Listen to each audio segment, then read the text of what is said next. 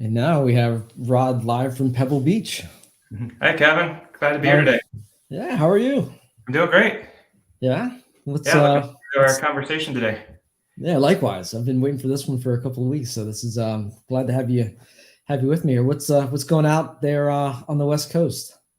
Well, we've been getting hammered with rain lately, but I think we're past that. I've been heads down with Axcient related activities, so it hasn't really been a huge impact. But glad to have some nice weather back. That's good. I know we were talking prior to coming on live about it's getting into the it's getting back into the event season. I guess there's a ton of events. You guys had an event over in London. Was that Yeah, 2 weeks ago? yeah. I was just over at the ConnectWise event in London, their Yeah. IT Nation event. Saw a lot of great partners, had a lot of great conversations, had a great dinner with a bunch of existing partners and prospective partners, and it was a great trip. I love going to shows. Absolutely. It's always good to get out there and shake hands, get caught up, get the feedback, all that fun stuff. Yeah. Well, let's get into it. So, you've got a really interesting background. You've been in the space for a while in a couple different forms. As I was doing my research on you, my hard hitting research. But when we take it back like we normally do, take it back to early Rod days. What are early Rod days like? Yeah, well, I grew up in Texas. I grew up in Houston. And if you go back to, kind of junior high school, my parents were both teachers. And so I always went to the school where they taught. And my freshman year in high school, I had an opportunity to go to a magnet school that was focused on engineering professions. And so I went there and learned a lot about Fortran and programmed on a mainframe. And we built a project that went up on the space shuttle and did all kinds of fun stuff. But I was kind of conflicted at the time about what I wanted to do. Did I want to be an engineer or did I want to be a musician, which I was also really good at? And so I went back to my old high school, my sophomore year, and started doing more music related activities. And at the same time, ran a little business, tinting car windows and doing stuff with cars, which was always an interest. So I was kind of all over the place when I was in high school about what I wanted to do and how I wanted to proceed. So got a good flavor of a lot of things. I was taught a lot of good stuff by my parents for sure. It sounds like it. You can't gloss over like the whole music ambitions or career. Tell me about that. What was what kind of music instrument? Were you a vocalist or what was it? Yeah, I went all in on it. I went to school at University of Houston for a few years, and then I transferred to the Juilliard School where I graduated. I'm a tuba player, and won an audition in the Sacramento Symphony right after I graduated from Juilliard, and played in that orchestra full time for a couple of years until it went bankrupt. So it was I went all in on it. It was really something that I wanted to do, and I wanted to do it at a high level, and I found a little bit of success. But then I ran into a little bit of a challenge where as a tuba player, there's only one tuba player in every orchestra. And you pretty much have to wait for somebody to die or retire before there's an audition. And then 200 people show up to audition for that one spot. And so I decided it was time to do the other thing that I really enjoyed and go back into tech. So around 1993, seems like forever ago, but 30 years ago, I kind of took a departure, went into tech, and I kept playing along the way. I still play, with some professional groups. But obviously my focus for the last 30 years has been on tech. So you had the music in the background. You had parents that were, you're fortunate to have good, educational background, upbringing, and then you get into tinting car windows. How'd you go down that path? I've just always liked tinkering with cars. My first car was a 72 Pinto that barely ran, and so my dad was, kind of took the position of, well, if you want it to run better, learn how to fix it. And so he helped me, and we worked on it, kind of changed out the engine. So even now I like, tinkering and fiddling around with cars and fixing things. So it's just something that I learned when I was young that stuck with me. Applies to tech as well, because we're constantly tinkering and fixing things as CEOs, like looking at what's the big picture, what needs to work, what's the most important thing. So they really kind of relate to each other. Yeah, absolutely. So 93 is when you kind of had that moment of, I don't know, call it clarity, but said, it's time to get back into tech. And so what was that jumping off point? What was that first first role? Yeah, the first role was actually really interesting. I was back in New York for a year, and I went to work for Citigroup, and I worked in their data center in New Jersey at a help desk. And so I, took calls for all kinds of things. There was this brand new thing called TCP/IP that people were starting to use. And we had a mortgage business in St. Louis that connected to a data center in Manhattan, and the TCP/IP link would go down literally every day. So I had to go figure out how to get the right people involved there. But a lot of mainframe processes and a lot of mainframe, work. And it's kind of interesting how the world goes around. It was mainframes, and then we moved to computers and distributed systems, and now with the cloud, it's pretty much gone back to a mainframe kind of model. So it's interesting that things come back around like that in cycles. What's amazing is that I spent quite a bit of time in the public sector, so a lot of the federal agencies, and a lot of the systems, surprisingly, especially agencies like OPM, still run on legacy mainframe. They just it works, and I don't know what the cost or what it would look like to migrate those systems. I'm sure it would be astronomical, but it's crazy that it's almost like bell-bottom jeans, right? Because they come back in style every once in a while. Or they're still like there. I mean, halfway expecting Amazon to come out with a mainframe emulator. And then everything else. So I was actually thinking during this interview, you talked about being around this space for a long time. I was actually involved in a bunch of DR related things all the way back then. We had a process that every month or so we would fail our data center over to one of the failover sites. And so we used a company called ComDisco back then that, been around for years and years. But we would fail the whole data center over and make sure we could run jobs. And then we would fail it back just to do our, prep. And then in 1993, right around lunchtime in February, the World Trade Center got bombed for the first time. Yeah, right. I was actually at work that day at the help desk, and we had a data center that was right in that building. And so we actually had to fail over, in the event of a major disaster. So we all basically didn't leave the building for about 3 days. Just making sure that operations could continue. But I was thinking today, all the way back 30 years ago, it's a lot of the same use case that we're focused on at Axcient for small businesses. That's incredible. So that was the first real, continuity of operations, failover, disaster recovery scenario that you experienced. Yeah, on a very big scale. Yeah, my goodness. Wow, that's 30 years ago. I feel old now. 30 years ago. My goodness. So that was 30 years ago. My goodness. I'm trying to think where I was 30 years ago. I won't say where I was. But just getting ready to graduate high school, I guess. But anyway. So from Citibank. So I guess, how long were you there? I was only there for a year, and then I moved back out to California. And I thought I wanted to be an engineer at the time. And so I learned a lot about myself during that, 5 years or so. So I started working for a consumer software company called Quarterdeck that did DOS memory management. And we actually did some of the early internet stuff for consumers. And I was taking a bunch of programming classes at UCLA and learned how to program in C and C++, and learned a bunch of assembler at Quarterdeck through all the debugging stuff that we did, and kind of moved up from support to an escalations role to a QA role. Moved over to another company called Cyber Media that also did PC, consumer oriented programs. And then went to a little startup that was basically building, something similar to Google Desktop at the time, like kind of well before its time, a little company called Enfish, which was a really great learning experience. And then in 1999, I got an interesting call from a colleague who said, hey, why don't you come up to the Valley and interview for this company called NetApp, Network Appliance. And she had moved up, we'd worked together, and she said, this company is really great. It's growing like crazy. It's going all kinds of great places, great people. And I told her that I didn't really want to move to the Bay Area. I really loved it in LA. And I thought I was wasting her time if I came up to the interview, but she said, no, you should come up and check it out. So I was in the building about an hour before I realized, this is a really special place. I hope I don't screw this up. And then I wound up moving 2 weeks later and, went to work for NetApp, where I spent 7 years. Now, and, it was a great time in the space. I imagine.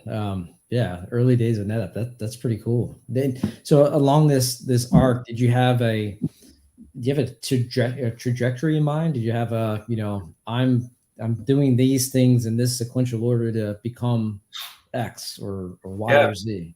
What I figured out pretty quickly, and I alluded to it earlier, is I'm way too extroverted to be an engineer. Like I'm not good at sitting in a room by myself. I want to be out talking to people and doing things and interacting with people. And so that was not the right path for me. So I realized that pretty quickly. And so then I started trying to figure out, okay, what do I want to do? So I went into the product side of things. So I moved up to NetApp as a product manager. And at the time, EMC was trying to kill us. Like they had a stated goal of killing, NetApp, because we were, very competitive to one of their core businesses. And so I wound up leading a competitive team at NetApp to try to make sure that didn't happen, which was a really, really fun job. Working with the field, talking to customers, figuring out, strategies, trying to figure out what's going on. It was a really great time. And it turned out at the time that most of the people that really cared about that were the Wall Street analysts that were trying to figure out, their investment thesis around the space. And so I wound up talking to investors half my day, helping the CFO and the investor relations group out. And so Jeff Allen, the CFO at the time, asked me, hey, why don't you come over and run IR? I'll teach you everything you need to know on the finance side. And really all they want to know is the competitive side, the technology side, what's going on in the market. That's what they really want to hear about. And so I did, and I spent a couple of years doing that, and it was a really great learning experience. Another great, place where I was mentored by somebody who spent the time to really show me the ropes, and just learned a lot about business, learned a lot about financials, learned a lot about earnings calls and reporting and all those good things. And then I moved into a general manager role after that, running our Windows-oriented business, and got involved in a lot of the work with Microsoft at the time, and worked with, the government had a group at the time that was dealing with the antitrust lawsuit with Microsoft around some of the SIFT protocols and the client to server protocols. And so I was one of the NetApp representatives for that. So that was an interesting meeting we had every quarter. Wow. So just, wound up in these interesting places. And then I realized that general management role was really what I wanted to do. So I went to Brocade for a little while after NetApp to take on another general management type role. And that's when an interesting little company called Data Domain, came calling. And right after I joined Brocade, there was an opportunity to join Data Domain, and I didn't do it at that time, but a year later I did. And that wound up being another great 7 years where we grew that company like crazy. Wound up getting acquired by EMC. So it was interesting that I was always the chief EMC hater everywhere I was. And so same thing at Data Domain. EMC was trying to kill Data Domain. So oh my goodness, you're like their chief antagonist. Loved it. Yeah. So yeah, you're their chief antagonist for, sounds like better part of 14 years at that point or something. Yeah. And then I wound up working there, which was great. And I always had this position of, I don't ever really want to work at EMC. But once I got there, it was awesome. It was great being at the big player, and in a lot of different businesses, and learned a lot of interesting things. And I'd done a lot of corporate development along the way. And so I started doing more corporate development at EMC, and did a couple of acquisitions. And, it doesn't get much better there than there, doing corporate development with, Joe Tucci, being the mastermind that he is. And, some of the people that ran the corp dev team there, just really, best in the business. So learned a lot during my time there. The last project I did before I left was divesting iOmega out of EMC over to Lenovo. So that was a really fun project to work on. What was fun about that? It sounds Just really intriguing. Different elements to it. And it was, working with a company based in China. So we had a lot of the CFIUS regulations we had to figure out, and just trying to, navigate different cultures and different offices and different businesses, because Lenovo was a very different business from EMC. And it was right before Pat Gelsinger left to go become the CEO of VMware. So I got to work with Pat a bit on that. He's now the CEO at Intel. So really learned a lot from him too. So yeah, I imagine you can play 7 degrees of Kevin Bacon over in Silicon Valley and connect to just about every leading or emerging technology company out there right now. It makes for a good network for sure. Yeah. But they've all been people that, have taught me things and have mentored people, and people that have been great at helping to develop people. So I've always tried to emulate that and tried to figure out ways to kind of pass that on. Yeah. You've mentioned that a couple of times, that it seems like that's a pretty consistent theme, the kind of the mentorship. Yeah, it's what makes the world go around. We all started somewhere, and we've all been mentored by people. And when you get to a certain stage in your career, it's your turn to help other people, right? So you got to always think about that. Yeah. And then from there, I went to Barracuda. So my boss at the time, BJ Jenkins, had left EMC to go become the CEO at Barracuda, and I joined about a month later to work on our IPO and work on some business development topics. And then I wound up running the storage business at Barracuda for about 5 years, which included a backup product and an archiving product and some similar things to what we do at Axcient. And then the last 3 years wound up running corp dev for Barracuda, and went private with Thoma Bravo. And part of what we did in the data protection business, and then as we went into the corp dev side, is acquired some companies to help get us into the MSP space. We realized that we needed to grow up there pretty quickly, and it was a very specialized set of information and partnerships and just the way business operates with MSPs, where we needed to acquire a company to help us accelerate that process. So that was kind of my first foray into the MSP world, which I found I really love, because it's the unique thing is, for the MSPs that we're dealing with, the people that I talk to are the owners of these businesses. They're not, a mid-level executive or a manager or somebody who doesn't really have skin in the game. The people that we work with and talk to have lots of skin in the game, and they own the businesses, and decisions matter. And it's a life-changing event for them if they get something wrong. So it's a great space to be from that perspective on the business side. It's just really, really fascinating. So from Barracuda, and I think it was in 2022 when you were named CEO of Axcient. Is that right? In October of 22, I was named CEO of Axcient. I took a little bit of time off between Barracuda and Axcient.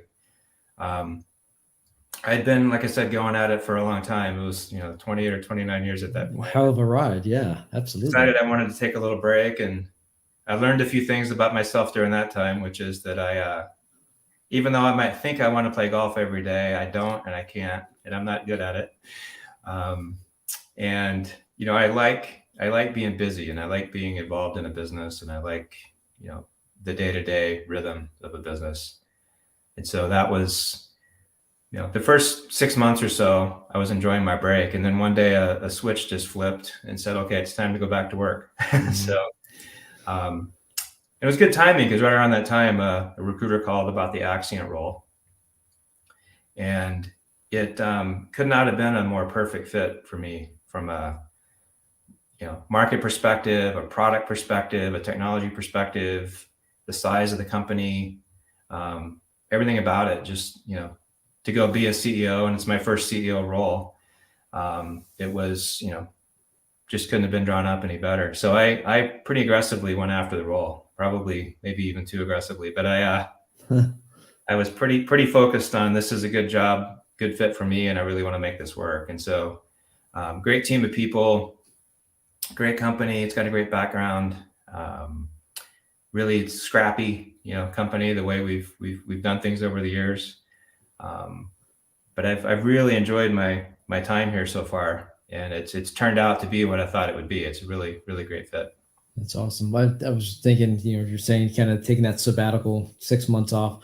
I too live on a golf course community here, and I get out there. I said, I'm going to go out there. I'm going to finally master this game, and then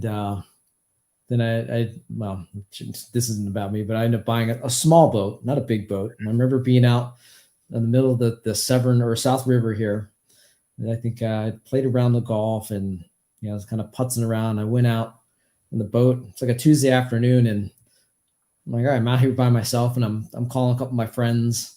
Hey, what are you doing? Come on the boat. And I'm like, it's Tuesday, 2:00. What are you talking about? And half of them are agency, employees, NSA and all this stuff. And so like, no, I can't leave work to go hang out with you on the boat. And I'm like, this sucks. Mm-hmm. And so that's one of the reasons why I got back into it. Cause I was just sitting there like, I can only do this so much, So I had that switch flip as well. So I can relate. Yeah.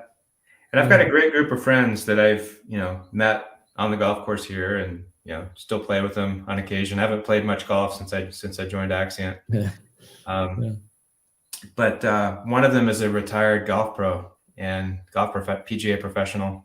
Oh, and I played with him, quite a bit. And so after I took this job, I think it was month 3 and probably my second round of golf I'd played since I joined. We went and played, and I had a really, really good round. And so Michael sent me this note that had a little comment in it that was kind of funny. He said, "Hey, I think occasional weekend golf suits you." Oh man, that's great. That's great. So, did you do anything to prep for this new role? I mean, you could say, this is kind of the first CEO role, right? And you've got, obviously one hell of a background. You had great mentors. You've been in large, very complex, distributed organizations, and C-level roles, executive roles. Was there anything that you had to do like to prepare for this, or anybody you called that gave you some pointers, or is it just kind of roll up the sleeves and jump right in?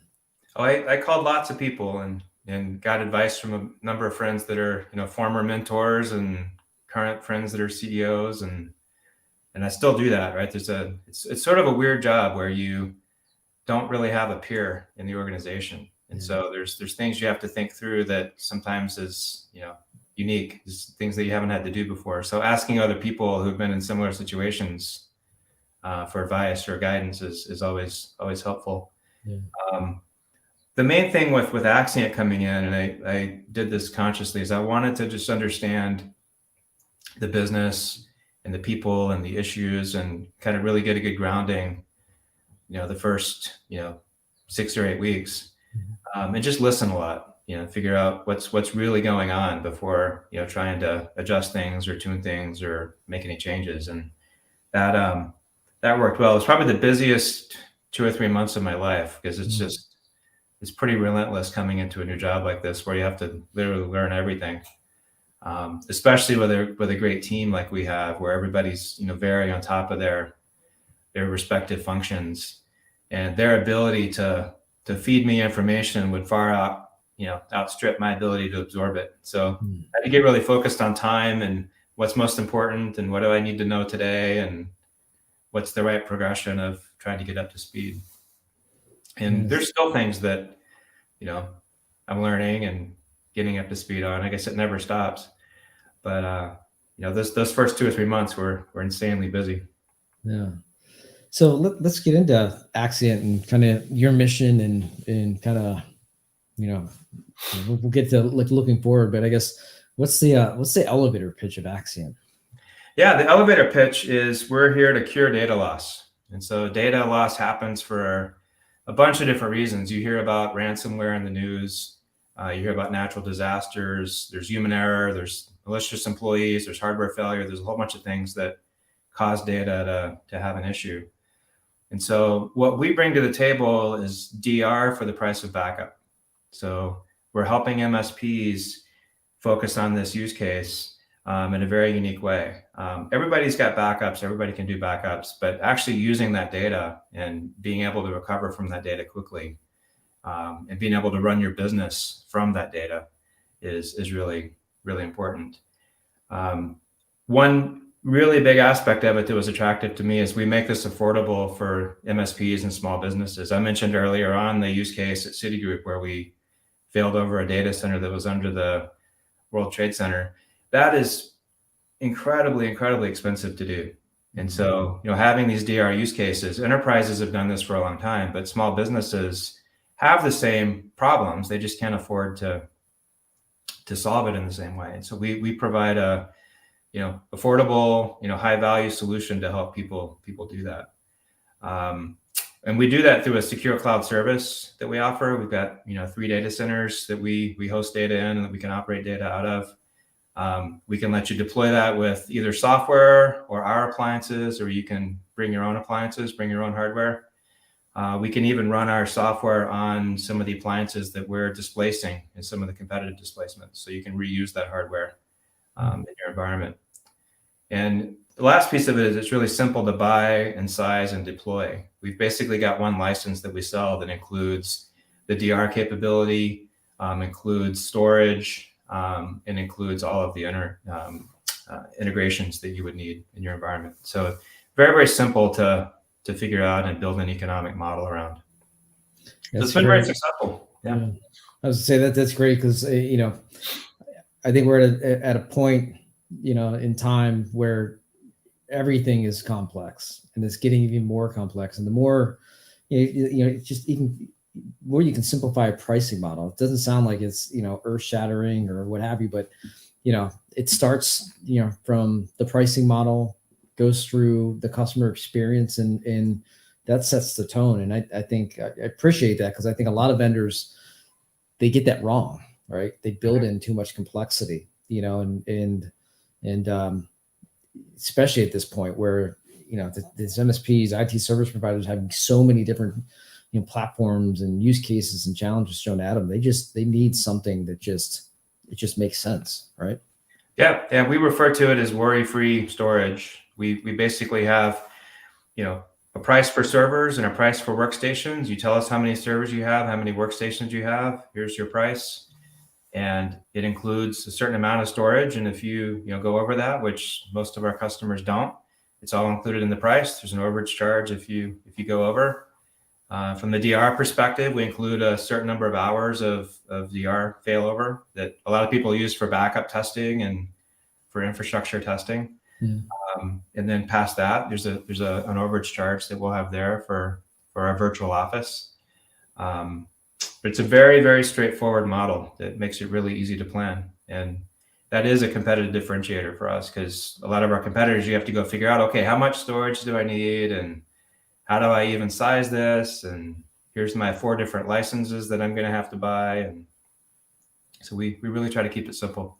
Yeah. What else has pleasantly surprised you about this new role or about Axcient in general? The thing that I'm really pleasantly surprised by is we've got a huge focus inside the company on growth. We have a thing called a rally cry that we use internally. That's all about. It's not against the EMC, is it? No. Okay. That would be crazy. But it's build a growth engine is our rally cry. And so we're focusing on all the different elements of what do we need to do with people, what do we need to do with our partner programs and relationships, what do we need to do with our products, what do we need to do with support, to make sure we've got all of the elements to really grow as effectively as we can. And we've grown faster than we expected here at the beginning of the year. So that's been the most pleasant surprises. We've tuned up a few things and brought on a few new people and reorganized things a bit, and it's all working pretty well up to now. So I've been pleasantly surprised with the growth. That's great. So what I always ask, what's next? What's the future hold for Axcient? Yeah, we're going to continue down this path of just trying to deliver these use cases for MSPs. We're solely focused on MSPs. We don't sell through any other channels.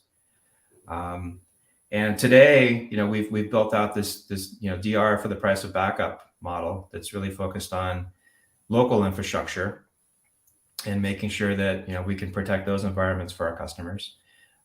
We've also got a product that's going to accelerate its growth that's around cloud backup for things like Microsoft 365 and Google Apps. So the next generation of how people are going to deploy those use cases.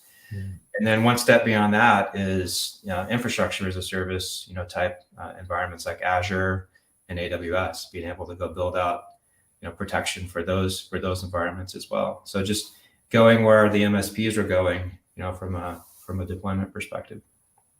That's awesome. So it's, yeah, I love this whole kind of arc. I talked about it early on. You didn't have maybe you had a kind of a sense of where you wanted to go, but you're saying, 30 years on, right? You're back in, disaster recovery, continuity of operations. I mean, it's got to be pretty special. It is, and I've a couple of times consciously tried to go do something different, and I always wind up doing this. So maybe that's just what I do. Can't get away from it. That's not a bad thing, right? Yeah, you guys it's a great are. thing. I'll give you an example. We have a partner down in New Orleans who sells to a customer who's in a marina, and the entire marina burned down. Oh. And that particular customer called the MSP. The MSP, got him back up and running. And the email we got from the partner was like, "Hey, this thing happened last night. I got him back up and running in the Axcient cloud. Their business is carrying on, and I got 6 hours of sleep last night." And so that's what we really sell, is the kind of insurance around making sure that your business is going to continue to operate and that it's going to be able to, efficiently be stood back up. So that kind of thing, makes you feel good, makes you feel like you've delivered on the mission and that things are working the way they're supposed to. And so awesome. Helping small businesses have that capability is, it's not going to go away, right? This is something that everybody's going to have to think about for, the foreseeable future. That's right. It's only going to get more complex. So this has been fantastic. So Rod, where how can people find you? How can they find Axcient? What's the best way to reach out to you? Yeah, Axcient.com is the website. We've got a great social media presence. So you'll see a lot of stuff on LinkedIn, see a lot of stuff on Facebook, Twitter. And I'm on Facebook, or I'm on Facebook too, but I'm on LinkedIn. So all my contact information is there. Feel free to hit me up there. I'm always interested to hear from people and hear different perspectives and learn how we can help. Awesome. And I know you said you're going to be at a couple events here coming up as well over the spring and into the summer, right? Yeah, we'll for sure be at the ConnectWise Secure event in June. We're doing a lot of lunch and learn type events around the country. We just gotten those fired back up again. Just did a couple in Houston and Dallas 2 weeks ago. So those are always great opportunities to connect. So if you're an MSP and you're interested in something like that, reach out to us as well, and we'd be happy to get you on the list. Awesome. Well, Rod, I can't thank you enough for joining me here, and we'll just thank you for what you're doing, and congrats on the role, and congrats on all the growth. It's great to hear all the doom and gloom that's out there, just across tech. Here, good to hear you guys are bucking those trends and growing and just doing some good things. That's great to hear. Yeah, the team's working hard and things are going well for the company. So we're fortunate to be in that position, and we're going to keep working hard every day to stay in that position. Awesome. On that note, well, I appreciate it, and thanks everybody for tuning in, and we'll see you on the next one here. Thanks, Kevin. See you later. Yep. See you. Bye.